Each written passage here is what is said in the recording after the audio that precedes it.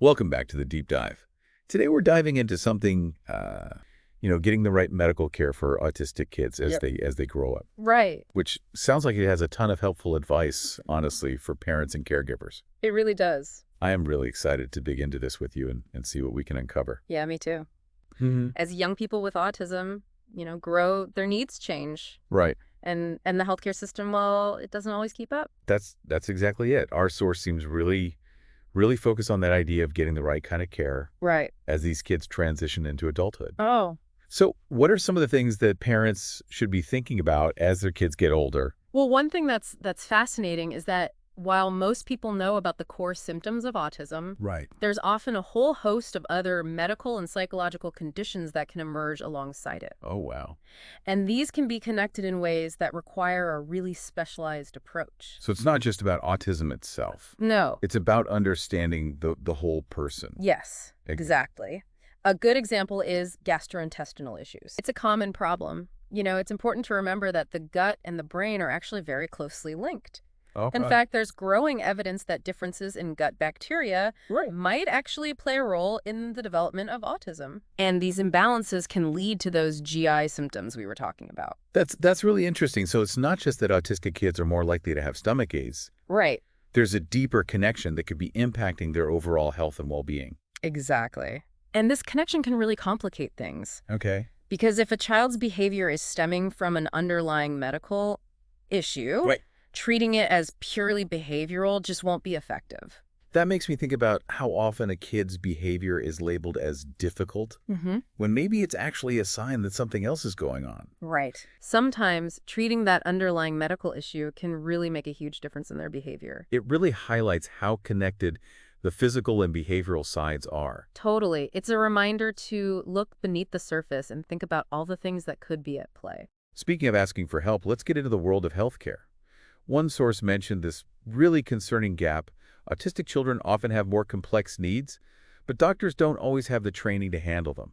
I've heard this from other parents, too. It's a big deal, and it shows why finding a doctor who really knows about autism is so important. And I don't just mean diagnosing it. It's about understanding all the challenges that can come with it, all those other conditions that might pop up, and knowing what to do about them. So finding the right doctor, that's the key, right? Unfortunately, many doctors simply aren't trained to adequately support autistic patients, Yeah. especially as they become teenagers and young adults. So if I'm a parent trying to navigate this, Right. where do I even begin? It feels overwhelming enough trying to find a good doctor in general. I know. And then you add this layer of needing someone with specific expertise in autism. Absolutely. It's a lot. It can feel like a huge task, but there are ways to make it more manageable. Okay. Our source recommends actually interviewing potential doctors before committing. Interviewing them. Yeah. Okay. And when you do that, don't be afraid to ask very specific questions about their experience and approach. Okay, give me the cheat sheet. What kind of questions should I be asking? Well, first and foremost, you want to know how much experience they have working with autistic teens and young adults. Okay. Ask them how many patients they see with autism, what kind of training they have in this area, and what their general philosophy is when it comes to treating autistic patients. It's about finding someone who's comfortable and confident in this space, right? Absolutely. You also want to ask about the resources they have available. Do they have connections to specialists who can address specific needs? Do they have experience working with different therapies like speech therapy or occupational therapy? So it's not just about finding one doctor. No, It's about finding a whole team of people who can support my child. that's a great way to think about it. Yeah. And don't forget to ask about the practical stuff, too. Right. Are they covered by your insurance? What are their wait times like? Do they offer telehealth appointments? It's easy to get swept up in the big picture stuff. Yeah, But those logistical details can make a huge difference in the day-to-day reality of managing care. definitely. And one final thing I'd suggest asking about is their communication style. Okay. Are they good at explaining things in a way that your child can understand? Are they open to hearing your concerns and working collaboratively with you? It's all about building a relationship that feels like a true partnership, right? Yes. Where the doctor respects both the parent and the child as individuals. That's such an important point. You want to feel like you're all on the same team, Yeah. working together to support your child's health and well-being. This is so helpful. It feels a lot less daunting knowing what questions to ask. We were talking about gastrointestinal issues earlier, Right, but sure. there's so much more to explore there. Okay, let's dive back into those GI problems. I'm ready to learn more. Okay. And we touched on the idea that, these issues could stem from things like differences in gut bacteria or heightened sensory sensitivities. That's right. And because of this, it's really crucial to find a gastroenterologist who understands the nuances of autism. Okay. They can help pinpoint the root causes of those problems, which might range from, food sensitivities and allergies to more complex medical conditions. So it's not just about treating the symptoms. Right. It's about figuring out what's driving those symptoms in the first place. It feels like detective work. It is. And the good news is that once you identify those triggers, Yeah. you can often manage them through dietary changes, medication, or other therapies. Okay. And often treating those GI issues can lead to significant improvements in behavior as well. That makes total sense. If you're feeling uncomfortable or in pain all the time, Right. of course it's going to impact your behavior. Exactly. And speaking of behavior, our source also highlighted another area where medical and behavioral issues can intersect. Okay. Skin conditions. Oh, right. Yeah. I remember reading about that. It mentioned that people with autism are more prone to things like eczema and other skin problems. That's right. They're about 1.6 times more likely to have eczema. Wow. And there's a thought that this might be linked to those same allergies that can trigger GI issues. Oh, it's another piece of the puzzle. Yeah, And another reason why finding specialists who can look at the whole picture is so important. absolutely. A dermatologist who understands autism can help figure out the best treatment plan, Okay. whether that involves topical creams, oral medications, or even allergy testing. And while we're talking about quality of life, we can't forget about sleep. Right. Sleep problems are something that so many autistic teens struggle with, Yeah. and it can have a ripple effect on everything else. I can imagine that those sensory issues and GI problems we were talking about Right. could definitely interfere with getting a good night's sleep. They absolutely can. Plus, autistic teens often have irregular sleep patterns to begin with. And things like anxiety or medication side effects can make it even worse. It's a vicious cycle. You don't sleep well, Right. so you're more irritable and anxious, which makes it harder to sleep. Exactly. And that's why addressing sleep is crucial. Okay. If those GI issues are contributing to sleep problems, getting those under control can help. Hmm. And if it's medication related, talk to the doctor about adjusting dosages or timing. Our source also mentioned melatonin is a possible sleep aid. Have you found that to be helpful for your patients? Melatonin can be effective for some, but it's not a magic bullet. Right. It's always best to work with a doctor to figure out the underlying cause of the sleep problems Okay. and come up with a comprehensive plan that might include behavioral strategies, relaxation techniques, or even medication in some cases. It's about finding what works for the individual, right? There's Yep. no one-size-fits-all solution. Exactly. And sometimes it takes a bit of trial and error to figure out the right combination of approaches. And then there are things you can try, like having a consistent bedtime routine, making sure their room's dark and quiet and cool, limiting screen time before bed. Now, shifting gears a bit, there's another condition that our source highlighted that we should discuss. Okay. Epilepsy. Right. I remember reading about that.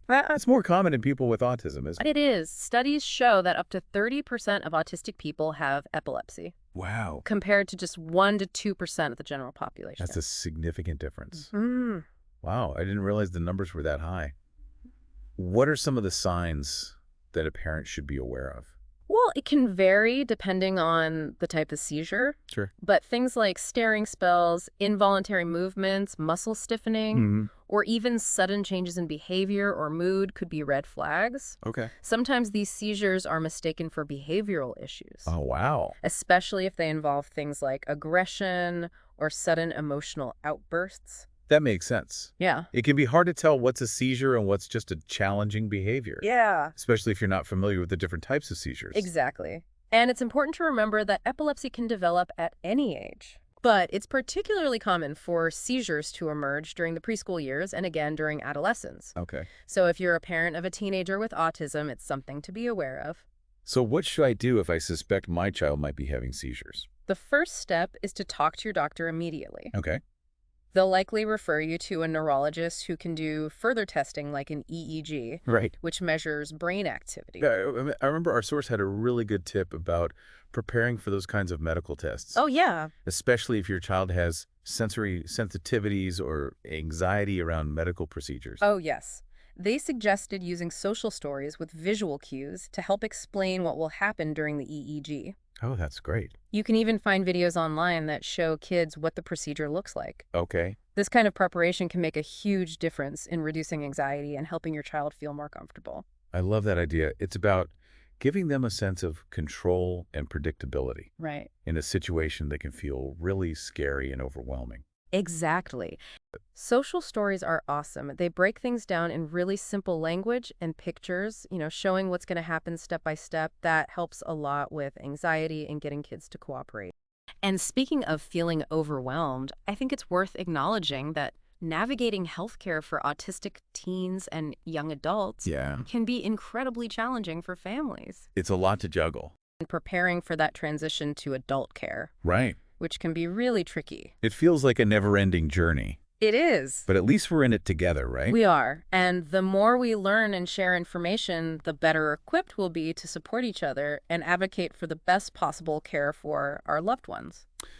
We've been having a fascinating conversation about the complexities of healthcare for autistic teens and young adults. It is a lot to think about. It is, I feel like my brain is overflowing with new information. That's what we like to hear. Yeah, we've covered a lot of ground, haven't we? We have. From understanding, those unique medical and psychological needs of this population to navigating the often confusing healthcare system. We've talked about everything from GI issues and skin conditions to epilepsy and sleep problems. Yeah, it's a lot. It's clear that, these teens and young adults face a unique set of challenges. They do. And finding the right doctors and specialists who really get it is crucial. Absolutely. And it's not just about the medical expertise either. Right. It's about finding providers who are compassionate, patient, and willing to partner with families to create the best possible care plan. And speaking of challenges, I know we wanted to talk about those everyday things. Right. That can sometimes feel like mountains to climb, I know. like dental care and orthodontia. Yeah. I can imagine that, those seemingly routine appointments Yes. can be a whole different ballgame Yeah. when you're dealing with sensory sensitivities and communication differences. You're absolutely right. Think about dental care, for example. Okay. Brushing your teeth involves so much sensory input. Right. The taste of the toothpaste, the feel of the toothbrush, the sounds of brushing. Yeah. It can be overwhelming for anyone. Sure. But especially for someone with sensory sensitivities. And it's not just the sensory aspect either. No. There's also the communication piece. Right. Explaining what's happening, getting consent, making sure the child feels comfortable and safe throughout the process. It's all so important. Exactly. And finding a dentist who understands those complexities and is willing to work with you to make the experience as positive as possible is key. Okay. Our source even suggested using things like visual timers Okay. to help kids understand how long they need to brush, or creating a social story about going to the dentist to help prepare them for what to expect. Those are great ideas. Yeah. It's all about, breaking things down into manageable steps. Yes. And finding creative ways to communicate and support. Absolutely. And those same principles apply to orthodontia as well. Okay. Braces can be a sensory nightmare. Oh, yeah. The pressure, the metal in your mouth, the constant adjustments. It's a lot to handle. And let's be honest, orthodontia can be incredibly expensive. It It's not always a realistic option for families who are already juggling so many other costs associated with autism care. That's a really important point. And sometimes street teeth might not be the top priority when there are other more pressing health and developmental needs to address. Right. It's all about making informed choices based on your child's individual needs and your family's circumstances. I appreciate you acknowledging that. Mm-hmm. It's easy to feel pressure to do everything right, I know. but ultimately it's about what's best for your child and your family. Exactly. And if you do decide to pursue orthodontia, finding an orthodontist who is sensitive to sensory issues and communication differences can make a world of difference. Okay. Just like with dental care, preparation is key. Right. Social stories, visual aids, and even practicing with the pretend set of braces beforehand can help ease anxiety and make the experience more manageable. Those are all fantastic tips. That sounds like it could really make things so much easier for a kid who's nervous about the unknown. And speaking of feeling overwhelmed, I know that hospitalizations can be a major source of stress for families of autistic teens and young adults, right? Our source mentioned that these kids are actually more likely to be hospitalized, They are. especially for psychiatric reasons. That's right. One study found that children with autism are 6 times more likely to be hospitalized for psychiatric reasons, Wow. including things like self-injurious behavior or aggression. Okay. And that's not even counting hospitalizations for medical issues like seizures or those GI problems we talked about Uh, earlier. So statistics are really sobering. It Yeah. makes you wonder what's contributing to that higher rate of hospitalization. It's likely a combination of factors. The source suggests that a lack of community resources and support services might be playing a role. Okay. If families aren't getting the help they need at home, those situations can escalate to the point where hospitalization becomes necessary. It makes sense. It's like Sure. the system is failing to provide the preventative care and support that could help keep these kids out of the hospital in the first place. Exactly. And it's a reminder that we need to advocate for better access to those community resources, Hmm. things like respite care, mental health services, and in-home support for families. Absolutely. Yeah. But if hospitalization does become unavoidable, Right. what can parents do to prepare? The key is communication. Talk to the hospital staff about your child's specific needs and triggers. Okay. Let them know what calms them down, what their favorite activities are, Hmm. and what sensory strategies are helpful. And if there are any behaviors that could pose a safety risk, make sure the staff is aware of those as well. It sounds like knowledge is power in these situations. It is. The more the hospital staff understands, the better they can provide sensitive and effective care. Exactly. And don't underestimate the power of visual aids, Hmm. sensory tools, and rewards. Okay. Those can be incredibly helpful in easing anxiety and facilitating cooperation during medical procedures. It's all about creating an environment where the child feels as safe and comfortable as possible, Right. rather than feeling trapped or overwhelmed by the hospital setting. Absolutely. And it goes without saying that compassionate, patient-centered care is paramount in these settings. Couldn't agree more. And it strikes me that this idea of compassionate care applies to every aspect of healthcare for autistic teens and young adults, not just hospitalizations. Right. It's about recognizing and respecting their individual needs and working collaboratively to support their health and well-being. You hit the nail on the head. Well, it takes a and village, right? It's not just about doctors. Exactly. It's like, picture your child at the center of this web. Each strand is like a different kind of support. Doctors are super important for diagnosis and treatment, but therapists and educators and support networks, they're all key players too. What other challenges from your experience should parents be thinking about as their autistic kids get older? What's coming down the road that they can start preparing for now? That's a great question.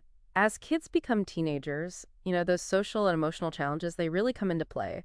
Things like bullying, peer pressure, navigating social situations, even dating. All that can be really tough for autistic teens. So it's about giving them the tools and support to handle all that, those tricky social and emotional situations. Exactly. It's about building resilient, coping mechanisms, teaching them how to manage stress, how to stand up for themselves, how to ask for help when they need it. And this is where the whole idea of community comes in. You're not in this alone. The sources were really big on connecting with other parents of autistic kids. I have to admit, when I first became a parent, I wasn't into the whole support group thing. I was like, I got this. But, I realized later how important it was to connect with other parents, not just for advice, but for that feeling of like, we're in this together, we get each other. It's about knowing you're not alone in this. Sometimes just hearing another parent say, I get it, can make all the difference. So where do you find these communities? The sources gave us a bunch of options: online forums, local support groups, seminars, even social media. What are your thoughts on those? Well, online forums are great because you can connect with people anytime, anywhere. You can ask questions, share your experiences, get support 24/7. And, it's anonymous. So if you're not ready to share your story in person, that can be really helpful. And what about local support groups? What do those offer?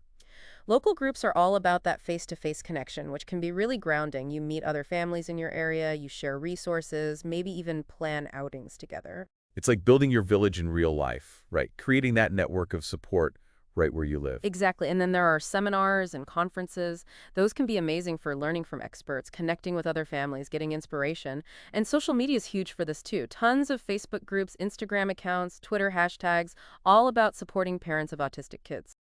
Supporting a child with autism, it can be expensive. And I know that's a big worry for a lot of families. It does feel like a whole other layer of like stress on top of everything else, right? It definitely can be. But the good news is if you take the time to figure things out, there's a lot of help available. So let's dive into that, starting with insurance. It's a jungle out there with all these different plans and what they cover.